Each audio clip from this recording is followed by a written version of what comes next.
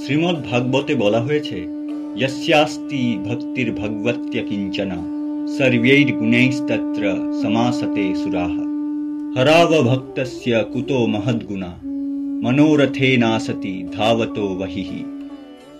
অর্থাৎ ভগবানের প্রতি যার নিঃস্বার্থ ভক্তি তিনি সকল দেবত্ব গুণ দ্বারা সমৃদ্ধ, আর যিনি ভগবানের ভক্ত নন তার মধ্যে মহৎ গুণাবলীর অস্তিত্ব সম্ভব নয়, কারণ তিনি তার মনের বাসনাগুলির প্রতি আকৃষ্ট হয়ে বহির্মুখে ধাবিত হন।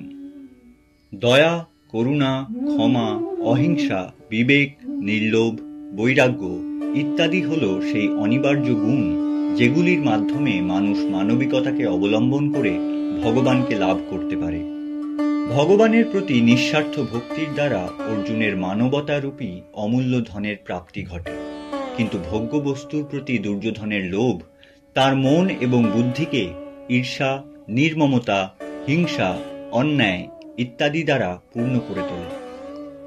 ভোগ লালসায় আবিষ্ট দুর্যোধনের তার ভাইদের প্রতি ঈর্ষা ও হিংসাত্মক মনোভাব যখন সমস্ত সীমা ছাড়িয়ে যায়, তখন সেই হিংসার আগুন সমগ্র কুরুবংশের সদস্যদেরকে নিজেদেরই আত্মীয়দের রক্তের পিপাসু করে তোলে।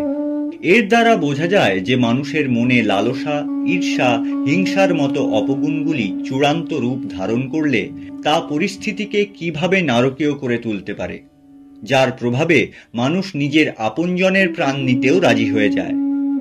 ভগবানের প্রতি নিজেকে উৎসর্গ করে মানুষ অবশ্যই তার এই অপগুণগুলিকে পরাজিত করতে পারে।